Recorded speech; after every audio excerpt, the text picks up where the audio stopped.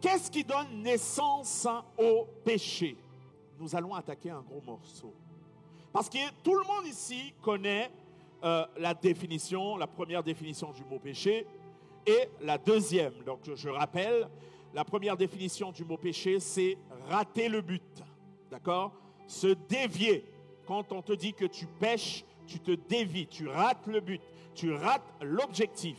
La deuxième définition du péché, c'est tout ce qui est mauvais, justement, qui est contre la parole de Dieu. Voilà, on va dire ça plus simplement, tout ce qui est contre la parole de Dieu. Matthieu 5, verset 28 nous dit, « Mais moi, je vous dis que quiconque regarde une femme pour la convoiter a déjà commis un adultère avec elle, ou ça, dans son cœur. » Donc nous voyons que la naissance du péché est l'adultère qui a été commis dans le cœur de l'homme. C'est là que la naissance du péché. C'est là que le péché prend naissance. Amen. Je rappelle justement l'imagination que tu as eue lorsque tu laisses tes sens t'apporter de mauvaises informations. D'accord? Il passe par le cerveau qui génère les pensées et les pensées vont créer l'imagination. Maintenant, nous sommes dans l'imagination, d'accord? Jacques nous dit que dans Jacques 1, verset 15, « Puis la convoitise, lorsqu'elle a conçu, enfante le péché. » Lorsqu'elle a conçu quoi? La convoitise, nous reconnaissons quoi?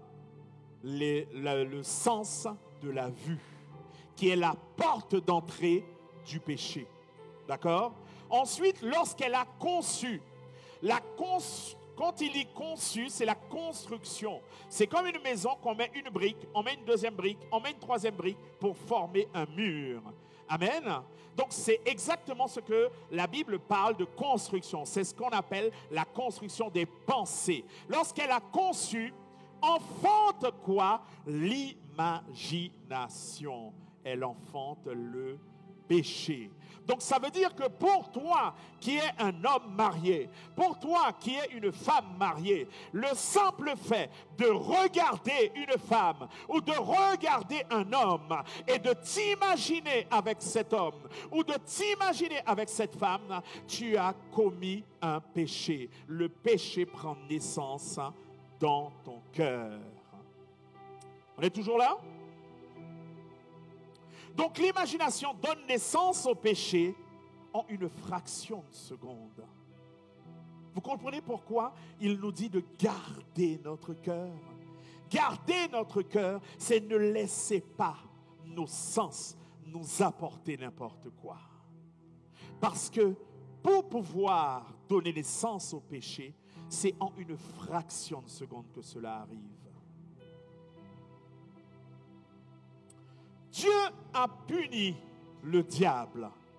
Dieu n'a pas puni les actions du diable. Est-ce que vous savez ce que Dieu a puni? Il a puni l'imagination qui était, où ça? Dans le cœur de l'astre brillant. Ce n'est pas moi qui le dis, c'est la Bible. Donc tu comprends que même le diable a quoi? Le diable a quoi? Un cœur. Ésaïe 14, verset 13 nous dit, « Tu disais en ton cœur. » D'accord? Et là, il est en train de parler du diable, de l'astre brillant. « Tu disais en ton cœur. » Je monterai au ciel, j'élèverai mon trône au-dessus des étoiles de Dieu. Je m'assirai sur la montagne de l'assemblée, à l'extrémité du septentrion. Je monterai sur le sommet des nuées et je serai semblable au Très-Haut. Est-ce qu'à ce moment précis, le diable avait commis une erreur, avait commis un péché physique? Est-ce qu'il avait fait quelque chose? Non. La seule chose, c'est qu'il avait péché dans son cœur en ayant toutes ses imaginations. Tu comprends? Donc, si tu n'as pas touché quelqu'un, mais que tu as imaginer tout le mal que tu aurais fait à cette personne, alors, devant Dieu, tu as un péché qui a pris naissance dans ton cœur spirituel. Voilà pourquoi tu dois garder ton cœur plus que toute autre chose. Pas pour ne pas pécher devant l'homme, parce que l'homme ne te voit pas, pour ne pas pécher contre Dieu. Et les célibataires, puisqu'on parlait justement aux hommes et aux femmes mariés. Et les célibataires, est-ce que Matthieu 5, verset 28 s'adresse à eux? Je rappelle Matthieu 5, verset 28. Mais moi, je vous dis que quiconque regarde une femme pour la convoiter a déjà commis un adultère avec elle dans son cœur. Donc, quand nous voyons adultère, nous voyons très bien qu'on parle d'hommes et de femmes mariés. D'accord? Est-ce que ce passage s'adresse aux célibataires? Pour moi, non. Mais par contre, 1 Thessaloniciens 4, verset 3 à 5, oui, s'adresse aux célibataires. Qu'est-ce qu'il dit? Ce que Dieu veut, c'est votre sanctification. Là, on peut dire qu'il parle à tout le monde. Et c'est que vous vous absteniez de l'impudicité. Qu'est-ce qui commet le péché de l'impudicité? C'est lorsque un homme et une femme ne sont pas mariés et forniquent ensemble. D'accord? Voilà le passage qui parle aux célibataires. C'est que chacun de vous sache posséder son corps dans la sainteté et l'honnêteté, sans vous livrer à une convoitise passionnée, comme font les païens qui ne connaissent pas Dieu. La convoitise passionnée, c'est là le péché qui a été imaginé dans le cœur. D'accord? Lorsque tu es dans une convoitise, c'est que tu regardes la sœur avec appétit. Tu regardes le frère avec envie. Eh bien ça, c'est ce qu'on appelle, c'est ce que la Bible appelle une convoitise passionnée. D'accord? Tu es sur le train, tu es en train de marcher à Châtelet et tu te laisses emporter en regardant un passant ou une passante. Tu te livres à une convoitise passionnée. Tu es en train de t'imaginer plein de choses dans le cœur. Donc c'est ça la naissance du péché pour le célibataire. Alors pour moi, mon conseil pour les célibataires, c'est que effectivement, comment savoir? C'est simple.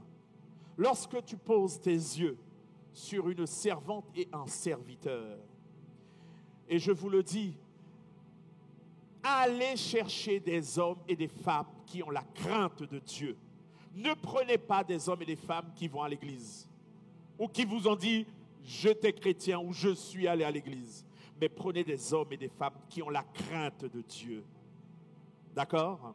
Lorsque vos yeux tomberont sur eux, ce qu'il faut dire, Seigneur, donne-moi, si cet homme est l'homme que tu as choisi pour moi, donne-moi des pensées saines pour cet homme.